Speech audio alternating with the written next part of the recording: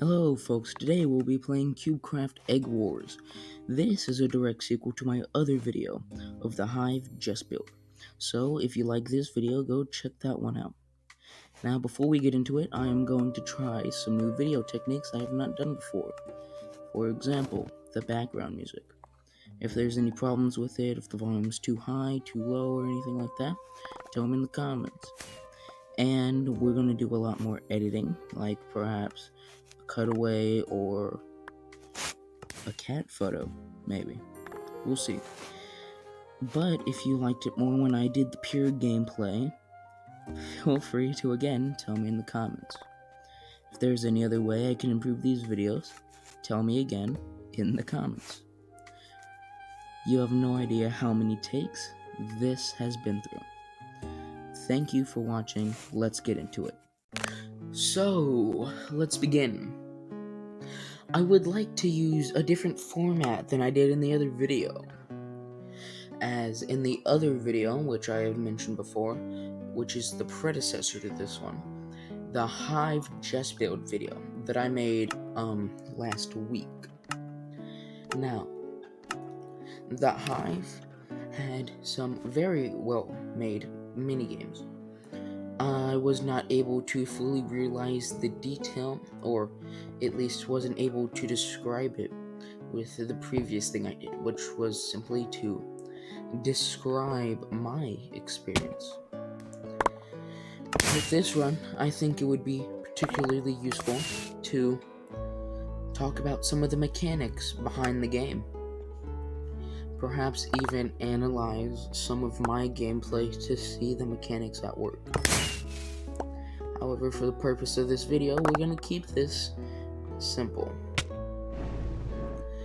So, as you watch this gameplay and my first death, you'll see the first subject we can speak about, the sweats.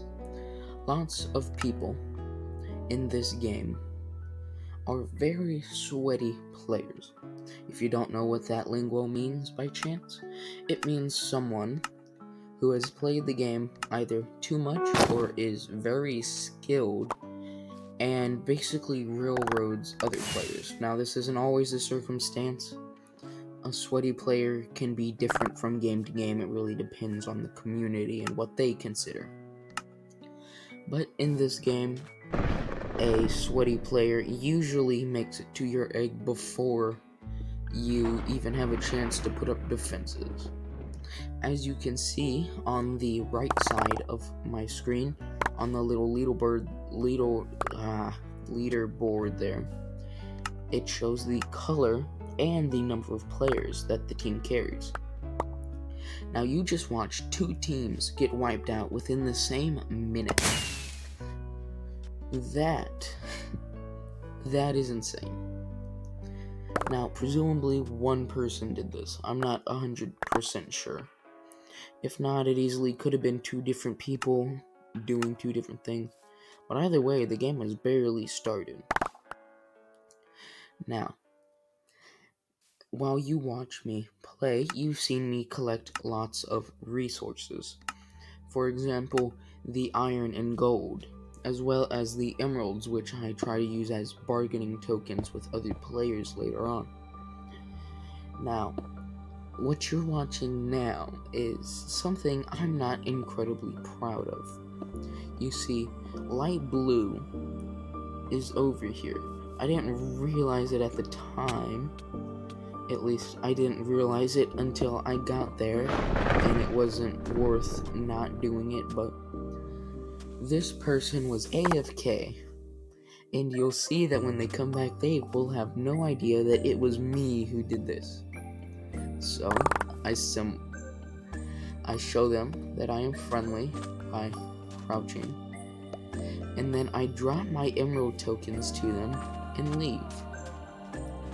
That is an example of me bargaining with someone to just leave me alone. That is a great example of the use of resources outside of the actual shops. I'm sure there are other ways people can use them, but for now, that's all I know of. Now, I'm not sure if that counts as partnering someone, because if so, this is punishable by ban. But if simply like if simply giving someone something to stop them from murdering you on spot is not counted as teaming, then this is a perfectly viable strategy. However, beware, I have seen a betrayal or two in plays of this game. I found red in this predicament. Now, it might go without saying, but when playing this game, it is best to defend the egg. What red did was nothing. He put no defense there at all. What likely happened was he could have been a sweat player. This isn't not from my experience, but he could have been a sweat player who died, came back with no defenses on the egg, and got the first set of armor he could. Now, you can also see the combat, which goes into a large part of the gathering resources and attempting to destroy someone else's egg. I got pushed off the map. The map being in the sky makes it extremely easy to fall off yourself or be susceptible to combat in the sky. Falling off is obviously an instant death unless you somehow manage to save yourself with a block clutch. Due to the lack of water buckets, though, there is no way to... The way that you have to clutch is an extremely unpopular way that people have done it. I've only seen it done successfully a couple of times in person. And I've only successfully done it once. But the people who do it are usually people who are good at the game, unlike me, or people who played it for a long time. Considering this is Bedrock Edition, though, speed bridging is pretty easy. I'm just not the best at it. So a lot of the mechanics that actually play into this game being fun have little to nothing to do with the map creators, actually. Now, don't get me wrong, they created a beautiful map, and all the shops and systems they made are wonderful and easy to use. I absolutely adore this. I wish I had the professional, expertise to make something like this. However, I don't, so I'm gonna settle for reviewing them. Now,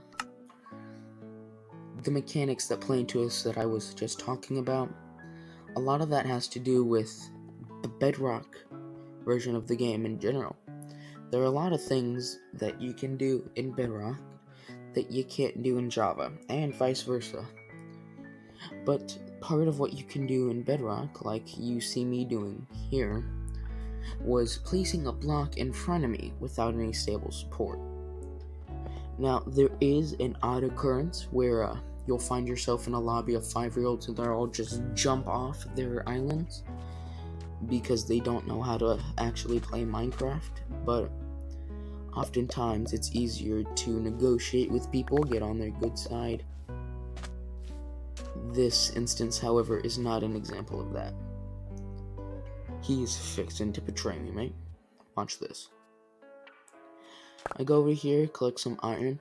Now I see where he may have thought of me as a threat, as here I go to his island as a way to get back to mine. So I start buying stuff, and then I get hit, several times. I'm lucky I have diamond armor on, or else his, I believe to be iron sword would have done a lot more damage. Now I'm able to evade his attacks for a short while, until eventually he pushes me off the island. That is one of the few examples of a betrayal that I experienced. Now, oftentimes I find myself the last egg. This, I guess people just don't go for my egg because I've either negotiated with them with emeralds or something, or perhaps having an actually defended egg is unappealing to sweats who run by without a pickaxe. But either way, I tend to find myself in the position of the last egg owner. Now, what this actually happens is it can draw a lot of attention to you.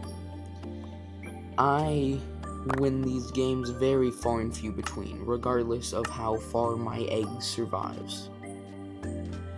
This is a mechanic of humans, not the game at all.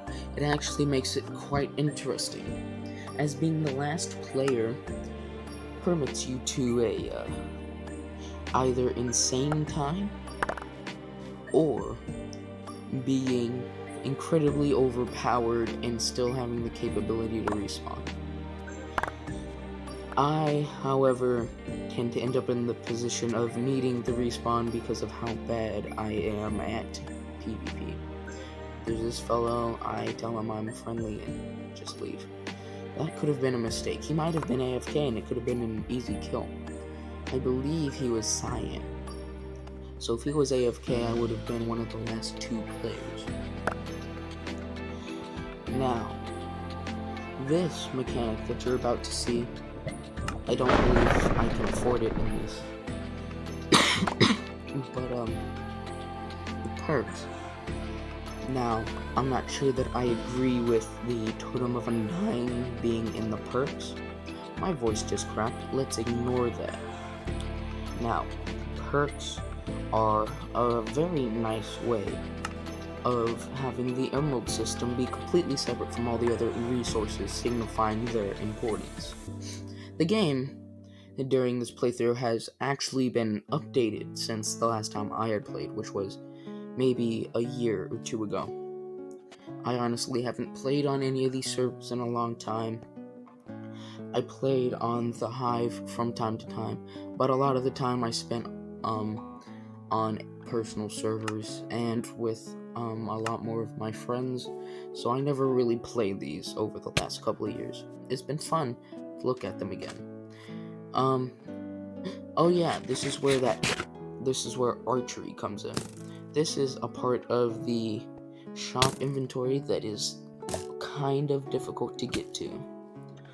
I didn't know it was there until like 5 playthroughs. You're only watching, I think this is the 3rd playthrough I did of the updated version. I don't think they moved the archery. I think it was just more my negligence to the menu. But either way, I lost this round by being pushed off of the island. Now, we're coming to the end here, so of course, like and subscribe, and I'll see you in the next video. Oh, but wait, we do have one more thing. As I believe I have mentioned in this video, I made a video last Wednesday, which was about the Hive server's Just Build. Now, personally, this is probably one of my favorite minigames that I have played. I can see how it could be unappealing to some, but more than half the builds are at least impressive, and if not, the other quarter of them are hilarious. Now, there is a quarter of them that are not friendly, I guess. There's a lot of swastikas for some reason. But other than that, Just Build is probably one of my favorite minigames. So check out the video that has probably been on your screen for a little bit now. Bye-bye, Markiplier.